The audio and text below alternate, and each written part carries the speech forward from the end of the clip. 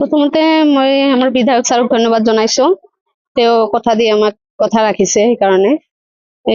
মোৰ নাম সুস্মিতা চক্ৰৱৰ্তী, মোৰ ঘৰ 1 নং বেতবাৰী আৰু মই কনকলতা গ্ৰাম্য সংঘৰ ছেক্ৰেটাৰী হয়।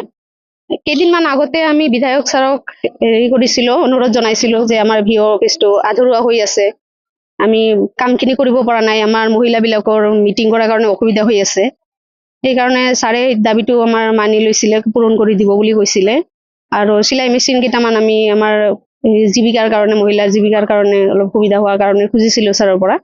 তেখেতে আজি সেই বস্তুখিনি আমাক দি দিছে ইতিমধ্যে। আৰু আমাৰ ভিঅৰ ঘৰখনো আজি মিস্ত্ৰী পঠাই দিছিলে, মিস্ত্ৰীয়ে আহি চাই গৈছে, 2-1 দিনত কাম আৰম্ভ কৰিব বুলি কৈছে। সেইকাৰণে ছাৰক আমি আকৌ এবাৰ ধন্যবাদ জনাইছো, তেওঁ প্ৰতিশ্ৰুতি দি আমাক প্ৰতিশ্ৰুতি ৰক্ষা কৰিছে।